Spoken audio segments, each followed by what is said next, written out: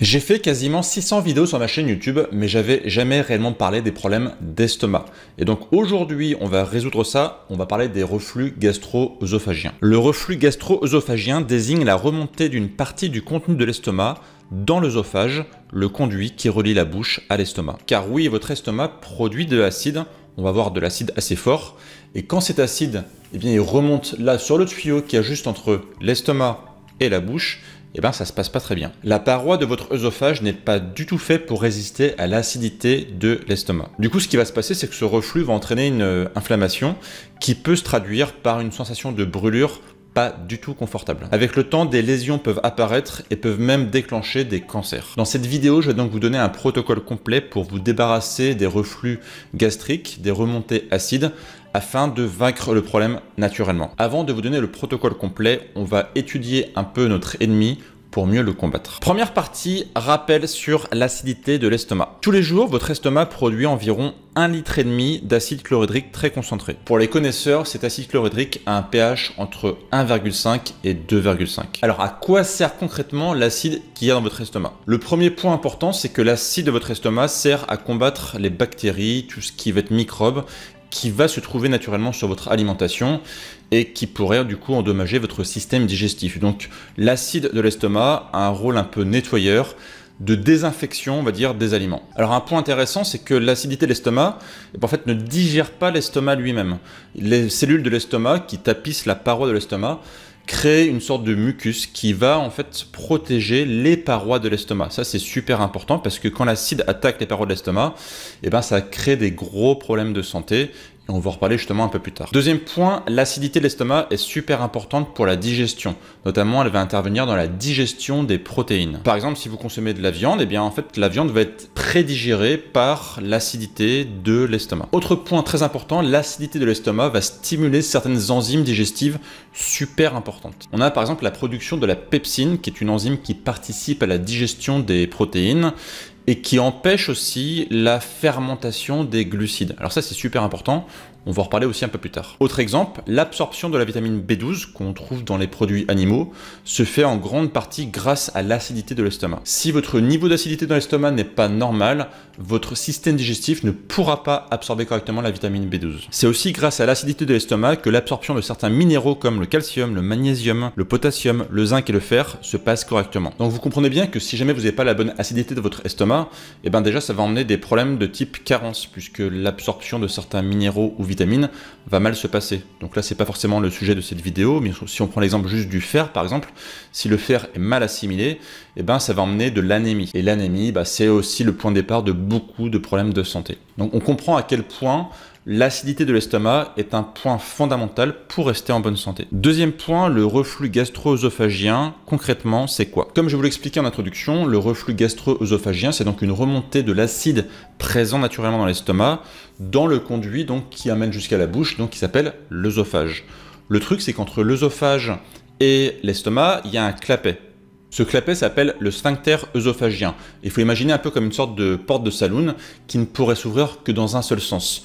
En fait, l'entrée entre la bouche et l'estomac est possible, mais la remontée estomac vers la bouche n'est pas possible en théorie. Ça évite par exemple que lorsque vous êtes allongé ou lorsque vous mettez la tête en bas, eh bien que le contenu de votre estomac se vide dans votre bouche, ce qui serait quand même pas super agréable. On peut donc avoir un dysfonctionnement du sphincter œsophagien qui fait que cette porte, elle marche pas très bien et qu'une partie du contenu de l'estomac peut arriver dans l'œsophage. Concrètement, moins l'estomac est acide, plus le clapet aura tendance à s'ouvrir. À ce moment-là, on a donc de l'acidité qui remonte dans l'œsophage et c'est ce qui provoque ces fameuses brûlures. Le symptôme le plus courant du reflux gastro-œsophagien est donc une sensation de brûlure au milieu de la poitrine ou en haut de l'estomac. Alors dans certains cas extrêmes, la douleur peut être si intense qu'elle peut être comparée chez certaines personnes à une crise cardiaque. C'est pour vous dire à quel point ça peut vraiment être douloureux. Souvent, les personnes peuvent penser que c'est un problème de trop plein d'acidité. C'est parce que l'estomac est trop acide que ces brûlures arrivent.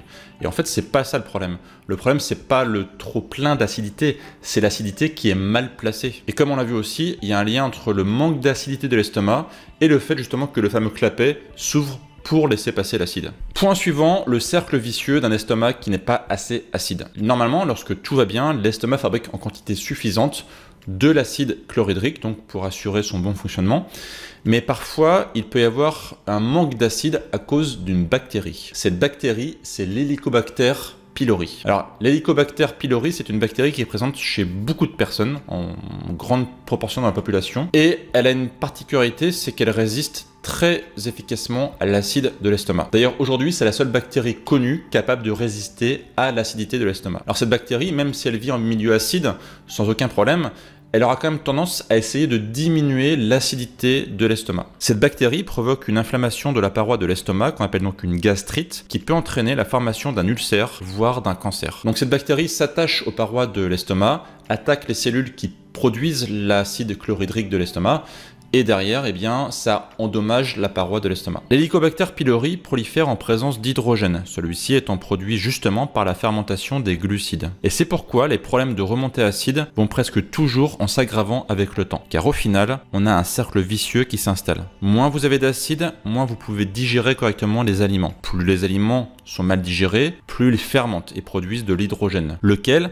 stimule l'Helicobacter pylori, qui, en augmentant, fait baisser l'acidité, et ainsi de suite. Et comme on l'a vu, plus l'acidité de l'estomac est faible, plus le clapet qui relie l'estomac à l'œsophage a tendance à s'ouvrir plus facilement. Alors, pour lutter contre le problème, on a inventé des médicaments qu'on appelle les IPP. IPP qui veut dire inhibiteur de la pompe à protons. Alors, je ne rentre pas dans les détails parce que c'est un petit peu compliqué, mais ce qu'il faut comprendre, c'est que les IPP ont pour but justement aussi de réduire le niveau d'acidité de l'estomac. Alors aujourd'hui, quand on consulte parce qu'on a des reflux gastro-œsophagiens, c'est un peu le médicament par défaut qu'on va préconiser parce qu'on pense justement qu'il y a trop d'acide dans l'estomac, donc qui provoque ces fameuses brûlures.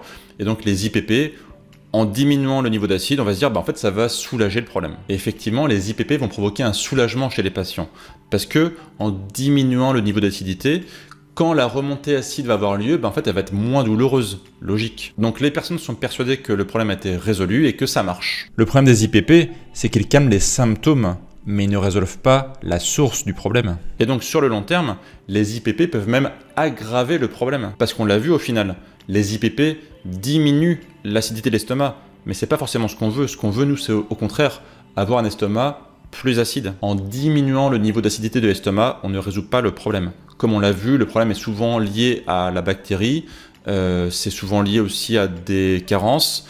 On va le voir, c'est beaucoup plus global que ça, et c'est pas en diminuant juste le niveau d'acidité de l'estomac qu'on va résoudre le problème définitivement. Si on ne fait rien, quelles sont les complications possibles des reflux gastro-œsophagiens? Première complication possible, et non des moindres, une œsophagite. L'œsophagite, c'est quand votre œsophage a une très forte inflammation et clairement ça peut provoquer des ulcères comme on l'a vu, comme pour l'estomac finalement, et aussi des cancers sur le long terme puisque l'inflammation lorsqu'elle est trop présente à terme peut emmener des cancers. Autre conséquence importante, un manque d'acidité de l'estomac va entraîner une digestion beaucoup plus compliquée des aliments parce qu'on a vu le point numéro 2 tout à l'heure de l'intérêt d'avoir un estomac acide, eh bien c'est la digestion des aliments. Moins votre estomac est acide, plus la digestion des aliments va être lente, partielle et donc compliquée. Lorsque les aliments vont quitter l'estomac pour aller vers les intestins, eh bien ils seront mal digérés, pas assez digérés en fait plus précisément, et du coup en fait ils vont avoir tendance à beaucoup plus fermenter dans les intestins. C'est ce qui va provoquer aussi des gaz et donc des ballonnements. Autre conséquence néfaste d'avoir un estomac qui n'est pas assez acide, eh bien ça va aussi jouer sur le niveau d'acidité des intestins. Lorsque le pH de l'estomac n'est pas bon, il y a de fortes chances que le pH des intestins ne soit pas bon non plus. Et on va voir après dans le protocole, en fait, ce qui est important, c'est qu'il va falloir soigner un peu l'estomac, bien sûr, mais aussi les intestins. Tout ça, c'est lié, en fait. Il ne faut pas forcément voir l'organe de façon individuelle, mais voir le système digestif comme une sorte de composé global, et que pour vaincre le problème précis, il faut à la fois soigner l'estomac, mais aussi les intestins. Et lorsque le pH de l'intestin n'est pas bon, ça peut déstabiliser la flore intestinale, donc votre fameux microbiote, et provoquer des dysbioses ou le SIBO. Donc du coup, quoi faire concrètement pour se débarrasser des reflux gastro-œsophagiens? Avertissement numéro 1, je vais vous donner ici des techniques naturelles pour vous aider à vaincre les reflux gastro-œsophagiens. Bien sûr, si les symptômes persistent, pensez à consulter. Dans tous les cas, c'est un médecin qui sera lui-même capable d'analyser le problème de façon précise et de vous donner un traitement. Point numéro 2, prenez bien des notes de ce que je vais dire parce que il y a pas mal de contenu et clairement si vous faites juste que écouter, vous allez oublier la moitié des choses, donc prenez des notes, c'est super important. Point numéro 1, on va essayer de combattre la bactérie Helicobacter pylori. Comme on l'a vu, cette bactérie modifie le pH de l'estomac, donc c'est pas une bonne chose parce que quand le pH de l'estomac est trop haut, ce qui se passe c'est que le clapet entre l'œsophage et l'estomac ne marche plus aussi bien, ce qui provoque en grande partie les remontées acides. Le traitement classique, ce sont des antibiotiques, donc plusieurs antibiotiques en parallèle pour attaquer la bactérie, parce que le gros problème de cette bactérie, c'est qu'elle est présente dans une très grande majorité de la population mondiale, et qu'aujourd'hui, il y a une certaine résistance aux antibiotiques qui se passe. Du coup, en parallèle des antibiotiques, il y a certains types d'aliments qui peuvent aider à combattre cette bactérie. Alors en particulier, cette bactérie n'aime pas trop les polyphénols. Les polyphénols, j'en parle souvent sur ma chaîne, ce sont des antioxydants qui vont permettre de lutter contre les radicaux libres. Et en particulier, les polyphénols de l'huile d'olive, l'Helicobacter pylori n'aime pas trop. Une expérience a montré que 3 cuillères à soupe d'huile d'olive par jour, sur une période de 2 fois 14 jours séparés par un mois, a montré une bonne efficacité. Plus précisément, la quantité de bactéries a été réduite de 40%. Alors c'est pas non plus spectaculaire, mais juste avec de l'huile d'olive, c'est pas mal du tout. Autre aliment super intéressant, c'est le gingembre. Le gingembre, pour tout ce qui est problème digestif, notamment lié à l'estomac, va être absolument très utile. Le gingembre améliore considérablement la fonction digestive. Si vous avez des problèmes d'estomac, testez le gingembre. Vous pouvez le consommer avec du thé, donc le thé au gingembre, que je consomme personnellement, râpé dans des salades, et puis vous pouvez faire votre propre boisson au gingembre. Je vous mets la recette juste ici, une recette qu'on a sur le site de Bimove qui va vous intéresser, vous allez voir, c'est super bon. Le thé vert est un composé aussi très riche en polyphénol, donc clairement ça va aussi aider à combattre la bactérie. Et puis quelque chose qui n'est pas forcément très connu, c'est le jus de pomme de terre cru. Alors là, l'intérêt pour combattre la bactérie Helicobacter pylori, c'est pas forcément les polyphénols, c'est les saponines, qui sont donc des antinutriments, pour faire simple, qui sont pas forcément très bons pour le corps. Ces antinutriments, en fait, ils vont aider à combattre la bactérie. Et chose super intéressante, un verre de jus de pomme de terre cru et fraîche, à la fin de chaque repas pendant 10 à 30 jours maximum, a montré une efficacité de 100%. Donc oui, c'est notamment issu d'une thèse de doctorat dont je vous mettrai la source dans la description de la vidéo. Vous verrez, c'est super intéressant. Alors oui, c'est 30 jours maximum parce que les saponines, comme j'expliquais, elles sont pas forcément très bonnes pour la santé. Et clairement, si vous en consommez trop, ça peut avoir des effets négatifs sur le long terme. Donc là, il faut en consommer juste pour vaincre la bactérie sur une courte période, et ensuite il faut arrêter. Autre composé qui lutte contre l'Helicobacter pylori, c'est la vitamine C. Des tests en laboratoire et des essais sur l'animal ont mis en évidence la capacité de la vitamine C à entraver le développement de la bactérie. Chez l'homme, une étude a montré que les personnes présentant un taux élevé de vitamine C dans leur organisme étaient moins sujettes à la contamination par la bactérie. Donc consommer des fruits et légumes riches en vitamine C régulièrement, comme le poivron, le kiwi, les fruits rouges et aussi les brocolis. Les brocolis, super aliment pour le système digestif aussi, à consommer très régulièrement. Consommez aussi 2 aliments antiseptiques qui vont aider à lutter contre l'Helicobacter pylori, qui sont donc les oignons et l'ail, qui auront tendance du coup à être antiseptiques, donc très bien pour vaincre l'Helicobacter pylori. Deuxième partie du protocole, consommer des aliments qui vont aider votre intestin à rester en bonne santé. Comme on l'a vu, lorsqu'on combat un problème, il faut voir le problème d'un point de vue global et pas juste l'organe.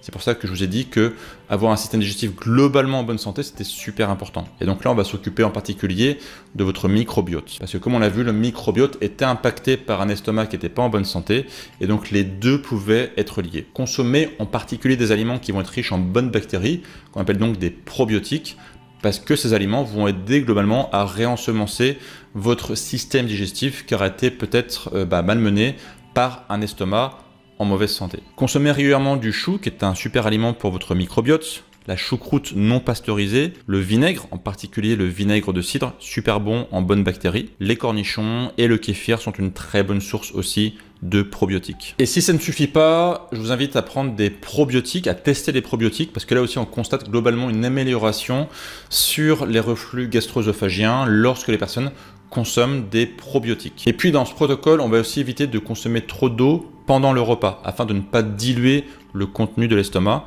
parce que comme on a vu, comme l'estomac n'était pas déjà de base assez acide, eh bien si en plus on le dilue, ça ne va pas arranger les choses. Troisième point, on va diminuer les aliments qui abîment votre intestin. Donc on a vu les aliments qui prennent soin de l'intestin, ensuite on va essayer de fuir les aliments qui, au contraire, vont abîmer votre intestin. Si vous suivez mes vidéos, vous devez les connaître en grande partie. Premier point, c'est bien sûr le gluten en particulier et les céréales plus globalement. Des chercheurs argentins ont constaté 5 fois plus de reflux et de problèmes d'acidité gastrique chez les malades intolérants au gluten comparativement aux personnes sans intolérance. Donc oui, clairement, les personnes qui ont des problèmes avec le gluten pourraient avoir des reflux gastro-œsophagiens beaucoup plus que la moyenne. Bien sûr aussi limiter les produits sucrés et tout ce qui est produit hautement transformé, parce qu'un régime riche en glucides va favoriser la prolifération bactérienne, donc l'augmentation de la quantité de bactéries Helicobacter pylori. Là aussi, on a des liens qui ont été démontrés entre la quantité de glucides qu'on consomme au quotidien et les reflux gastro-œsophagiens. Plus on consomme de glucides,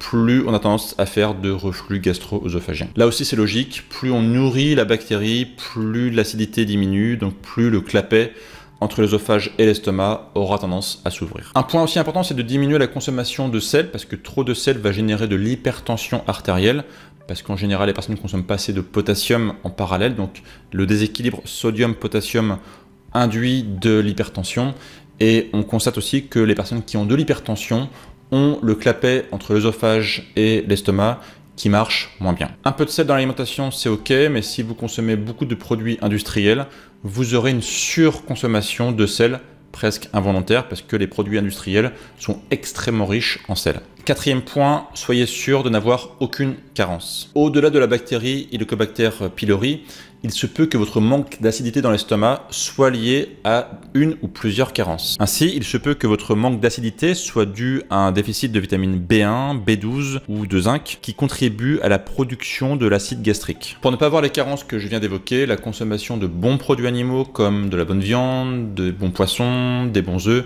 permettra donc de résoudre le problème. Une carence en magnésium peut aussi provoquer des problèmes parce que comme n'importe quel muscle, le sphincter œsophagien a besoin de magnésium pour bien fonctionner. Ça reste un muscle comme un autre et la carence en magnésium peut emmener des dysfonctionnements musculaires. Si on n'a pas assez de magnésium, le sphincter peut provoquer des spasmes qui permettent ainsi à l'acide de remonter et d'irriter la muqueuse œsophagienne. D'ailleurs, les spasmes musculaires, ça fait partie des symptômes que j'avais évoqués dans ma vidéo, 7 symptômes qui indiquent que vous avez une carence en magnésium. C'est une vidéo importante, je vous encourage à la voir, hop, je la mets juste ici, 7 symptômes qui indiquent que vous manquez de magnésium. Toujours dans une bonne santé musculaire, la vitamine D et le calcium sont très importants, car ils interviennent dans la contraction musculaire. Et là aussi, si on manque de vitamine D et de calcium, eh bien la contraction musculaire du sphincter œsophagien peut déraper. Et les deux sont liés d'ailleurs, parce que si jamais on manque de vitamine D, eh bien l'absorption du calcium va être impactée.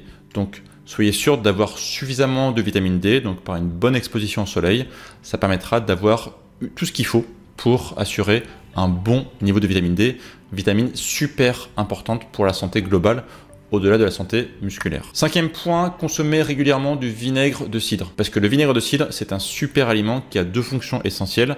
D'une part, il va être plutôt intéressant d'un point de vue acidité. Il va permettre d'aider votre estomac à être un peu plus acide.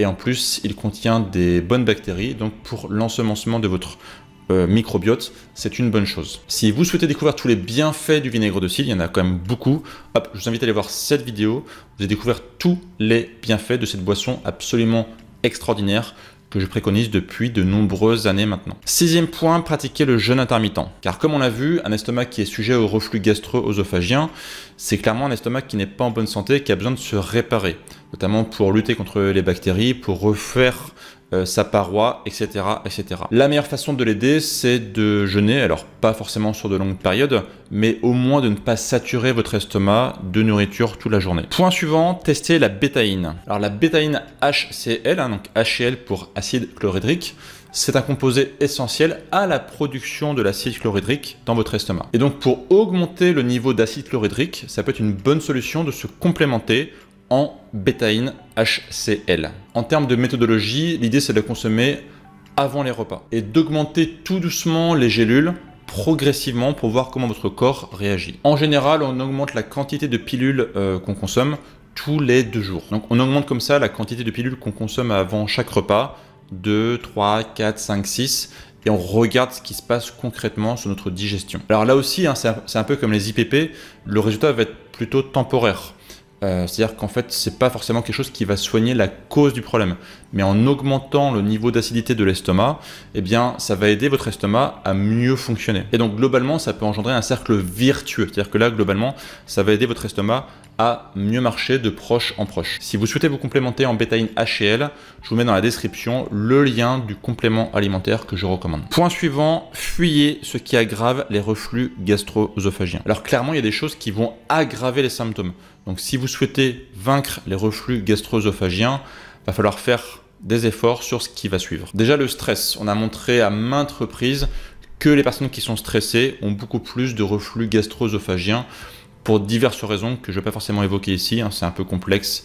Là aussi, il y a des histoires d'hormones, etc. Bref, je ne rentre pas dans les détails.